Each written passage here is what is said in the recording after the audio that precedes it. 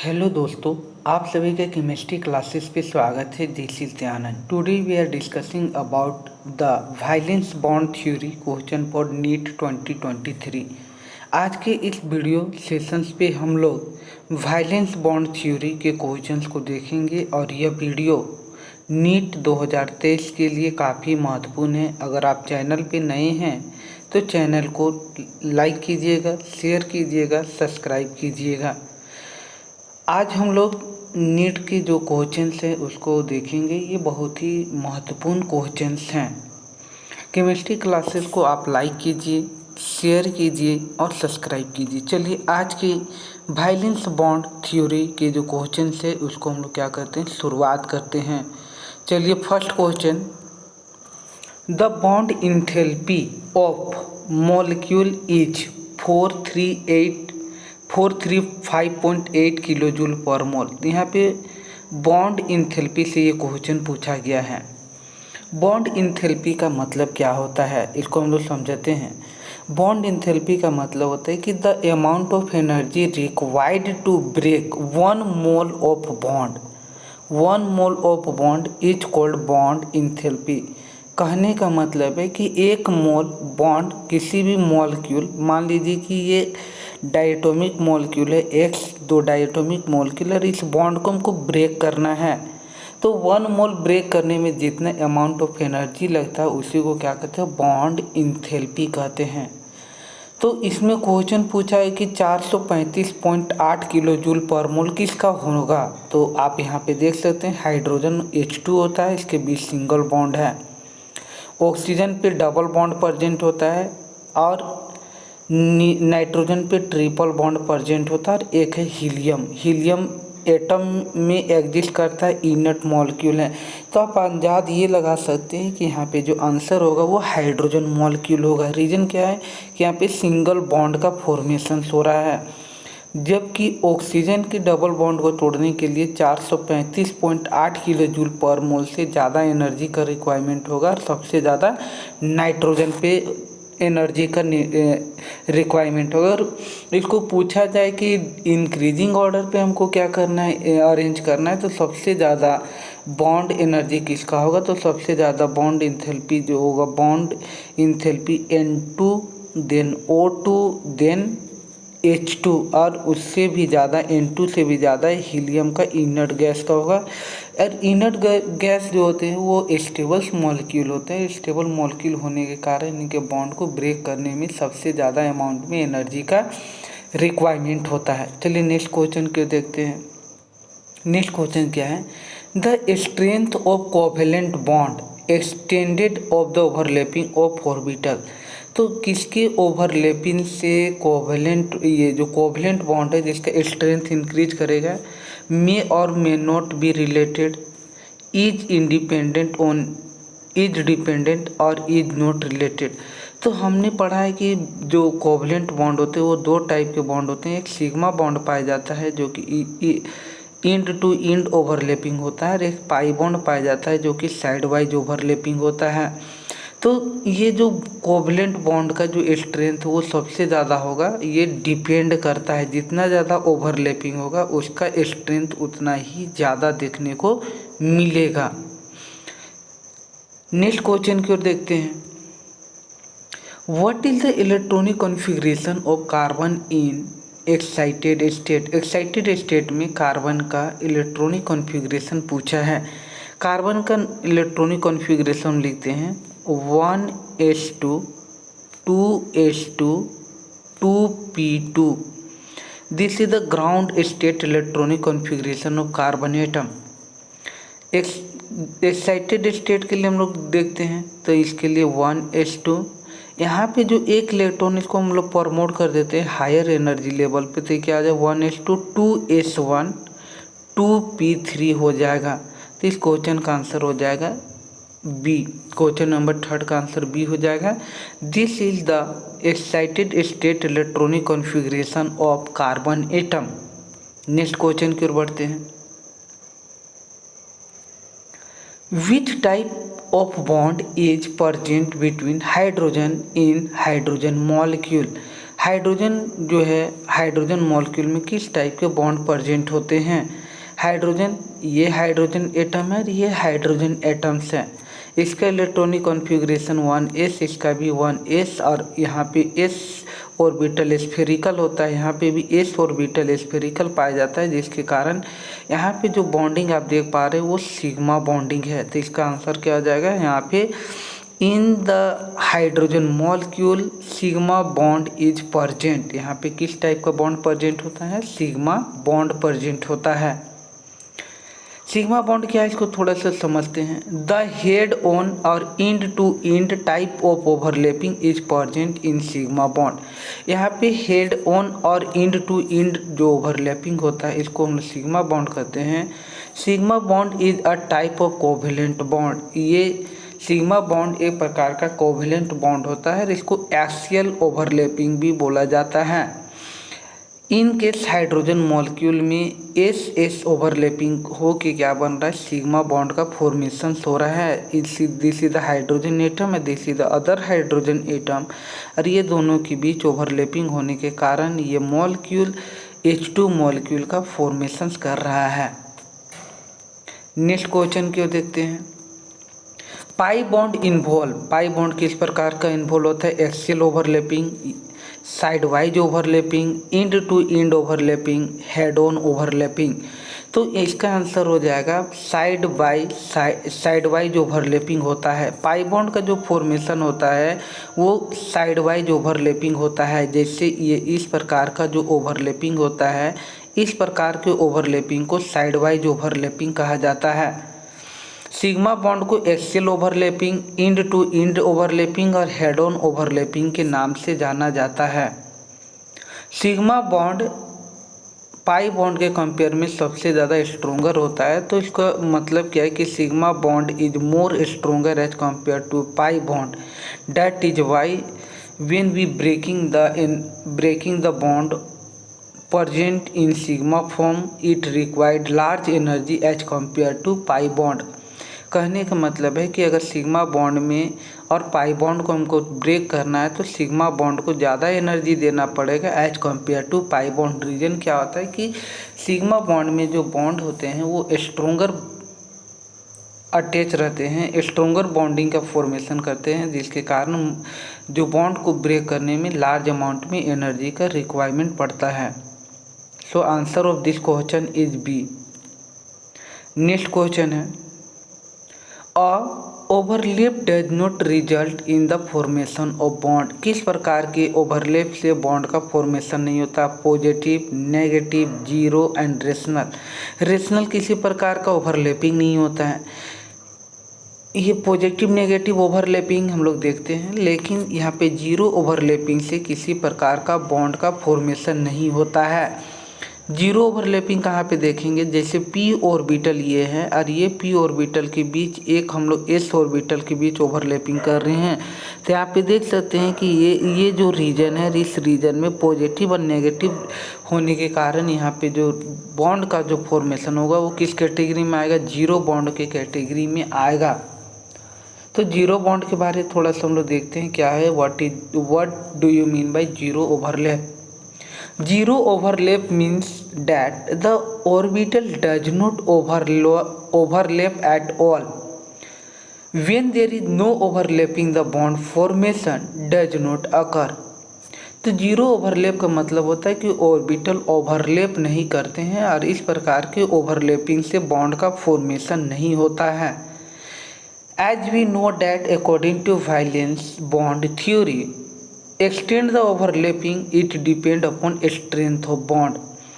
जितना ज़्यादा ओवरलैपिंग होगा मॉलिक्यूल का, बॉन्ड का जो फॉर्मेशन होगा उतना ज़्यादा ही देखने को मिलता है। So answer of this question is what? C. Question number 6 का आंसर सी हो जाएगा। नेक्स्ट क्वेश्चन है a positive overlap is same as out phase negative overlap, zero overlap in the phase. तो इसका आंसर क्या हो जाएगा? In the phase overlap. In the phase overlap का मतलब क्या होता है, इसको हम लोग समझाते हैं। इन द फेज ओवरलैप का मतलब होता है कि मान लीजिए कि एक एटॉमिक ऑर्बिटल का ये इस प्रकार है, यहाँ पे पॉजिटिव ओवरलैप हो रहा है। दूसरा एटॉमिक ऑर्बिटल है, ये इसका भी पॉजिटिव ओवरलैप है। ये दोनों आपस में जो ओवरलैपिंग कर रहे हैं, इस प्रकार का पॉजिटिव ओवरलैप हो रहा है। That is why this type of overlapping is known as in a phase. इसको हम लोग इन द फेज कहते हैं। आउट द फेज का मतलब क्या होता है? आउट द फेज का मतलब होता है कि जब एक एटम का एटॉमिक ऑर्बिटल पॉजिटिव हो और दूसरा का एटॉमिक ऑर्बिटल नेगेटिव हो, उस केस में जो हमारा ओवरलैपिंग होता है, उस केस में जो ओवरलैपिंग होता है उस this type of overlap is known as out of the phase. तो answer of this question is what? Answer of this question is in the phase overlap. चलिए इसके बारे में थोड़ा सा डिटेल में देखते हैं। What is positive overlap? Positive overlap result in the bond formation. जब पॉजिटिव ओवरलैप होता है तो बॉन्ड फॉर्मेशन देखने को मिलता है। When 2p orbital are in phase, both the positive lobes overlap and thus creating positive overlap, and thus this type of bond formation is known as in the phase overlap। तो अभी हम तुरंत क्या बताएं कि जब पॉजिटिव ओवरलैप आपस में ओवरलैपिंग करते तो इस प्रकार के ओवरलैपिंग को इन द फेज ओवरलैपिंग बोला जाता है या पॉजिटिव ओवरलैपिंग बोला जाता है। और इस प्रकार के जो बॉन्ड का फॉर्मेशन होते हैं वो किस प्रकार का बॉन्ड फॉर्मेशन होता है? Pi bond. नेक्स्ट क्वेश्चन है, which of the following is not a homonuclear diatomic molecule? Homonuclear का मतलब क्या होता है? होमोन्यूक्लियर डायटोमिक मॉलिक्यूल का मतलब होता है कि वैसा डायटोमिक मॉलिक्यूल जो सेम टाइप ऑफ एलिमेंट से बने होते हैं उसको क्या कहते हैं? होमो एटॉमिक या होमोन्यूक्लियर एटॉमिक मॉलिक्यूल कहते हैं। और एक हेट्रो एटॉमिक मॉलिक्यूल क्या आता है कि हेट्रो एटॉमिक मॉलिक्यूल वैसे मॉलिक्यूल को कहते हैं जिसमें दो डिफरेंट न्यूक्लियस के डायटोमिक मॉलिक्यूल आपस में कंबाइंड करते हैं, तो उस प्रकार के मॉलिक्यूल को हेट्रो डायटोमिक मॉलिक्यूल कहा जाता है। तो यहाँ पे क्वेश्चन क्या है कि which of the following is not a homonuclear diatomic molecule? H2 homonuclear diatomic molecule है, N2 होमोन्यूक्लियर डायटोमिक मॉलिक्यूल है, O2 होमोन्यूक्लियर डायटोमिक मॉलिक्यूल है, HCl is not considered as the homonuclear diatomic molecule, so it is considered as a heteronuclear diatomic molecules। So answer of this question is D। Next question यहाँ पे थोड़ा सा बताए हैं, the molecule that is form the same element is known as homonuclear molecule and the molecule that is made of 2 atom is called diatomic molecule, but HCl is not a homonuclear diatomic molecule as it has different atom. तो ये जो different atom है इसलिए इसको हम किस प्रकार के मॉलिक्यूल में कंसीडर करेंगे? It is consider as the hetero atomic molecule. Next question है, S orbital are non directional because. S orbital non directional होता है, इसका रीजन क्या है? इसका reason spherical symmetry, the smaller size being the first orbital, all of the above। तो s orbital non directional होता है, इसका रीजन क्या है? Due to the spherical symmetry. Spherical symmetry होने के कारण जो एस ऑर्बिटल्स होते हैं वो नॉन डायरेक्शनल होते हैं। सो answer of this question is a.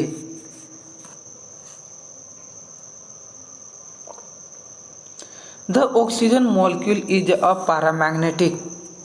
It can be explained by। Oxygen होते हैं वो ऑक्सीजन मॉलिक्यूल पारामैग्नेटिक होते हैं। ये किस थ्योरी के अकॉर्डिंग इसको एक्सप्लेन करते हैं? Resonance, hybridisation, valence bond theory, molecular orbital theory. Molecular orbital theory can explain the oxygen molecule is considered as a paramagnetic molecule because oxygen have 2 unpaired electron in px and py orbital. These electrons are present in atomic anti-orbital of px and py atomic orbital. That is why oxygen molecule is considered as a paramagnetic. Molecular orbital theory is a very important theory. It can explain the magnetic behavior of a molecule. Next question is, which of the following statement are not true? Ionic bond are non-directional, while covalent bond are directional. Formation of pi bond shorter the distance between two constant atoms. This is the right statement. Ionic bond is possible between similar and dissimilar atoms. Linear overlapping of atomic orbital lead to the formation of sigma bond. This statement is correct. So answer will be comes from option A or C. Ionic bond are the non-directional, while covalent bond are directional. This is again the correct statement. So answer of this question is C. Ionic bond is not possible between similar and dissimilar atoms. So similar atom में ionic bond का formation हो सकता है, जैसे H2 नहीं हो सकता है, इसलिए answer of this question is C. Next question है, which of the following orbital will not form sigma bond after overlapping? S overlapping and S overlapping, yes, this will lead to the formation of sigma bond. S and PZ orbital again formation of sigma bond. PZ and PZ orbital again the formation of sigma bond. So answer of this question is Px and Px atomic orbital lead to the formation of the pi bond. So this is the Px orbital and this is again considered the Px orbital. So according to the valence bond theory, these lead to the formation of pi bond. So answer of this question is D. Here we can see the SS overlapping lead to the formation of sigma bond. S and PZ overlapping lead to the formation of again sigma bond, and PZ overlapping again formation of sigma bond. But PX and PX overlapping lead to the formation of pi bond. So answer of this question is PX overlapping does not form pi bond. Sorry. PS overlapping does form the pi bond. Next question is, which type of overlapping is shown by PX, PY and PZ? This PZ and PZ overlapping lead to the formation of one sigma bond, and this is the PZ. PX and PX overlapping lead to the formation of one pi bond, and PY and PY overlapping lead to the formation of pi bond. So answer of this question is two end and one sidewise. This statement is wrong. Two sidewise and one end to end overlapping. Answer of this question is B. Three sidewise overlapping, this statement is incorrect. Three end to end overlapping, this statement is correct, because question asks which type of overlapping is shown by p orbitals. p orbital के द्वारा किस प्रकार का bond का formation होता है ये पूछा गया है. तो answer of this, p orbital से एक सिग्मा बॉन्ड और दो पाई बॉन्ड का फॉर्मेशन होता है. सिग्मा बॉन्ड हमेशा पी जेड ऑर्बिटल के द्वारा ही फॉर्मेशन होता है. So answer of this question is B. Next question, PZ orbital by convention undergoes into end overlapping, and PX and PY undergoes sidewise overlapping. You can see PZ orbital form the sigma bond and PX orbital form the pi bond, and PY orbital again form the pi bond. This is the last question. Oxygen molecule is formed one axial SS overlapping and one PP overlapping, two PP overlapping and two PP sidewise overlapping, one PP axial and one PP sidewise overlapping. So we need to the knowledge about the structure of oxygen molecule. This is the O2, and here one sigma bond and one pi bond. So first of all we need to draw the structure of sigma bond. This is the sigma bond, and one pi bond. This is the pi bond, and this is the pi bond. So here we can see one pp orbital, pz and pz orbital lead to the formation of sigma bond, and one py and py orbital lead to the formation of sidewise overlapping and to form the pi bond. So answer of this question number D. So oxygen molecule is formed by one pp axial and one pp sidewise overlapping. So answer of this question is D. Here this is the elaborate explanations of formation of oxygen molecule. This is the last question, and this question is very important. Which of the following is a most stable state when the two atoms come closer to each other to form molecule? यहाँ पे तीन प्रकार का overlap हमको दिया गया है. जब when the two atom, जब दो एटम को आसपास समलाते तो क्या होता है? The bond is formed and the energy is minimum. This is the first. When bond atom touch each other, energy is become zero. This statement is again incorrect. When the atoms are isolated, energy is minimum. This is again incorrect statement.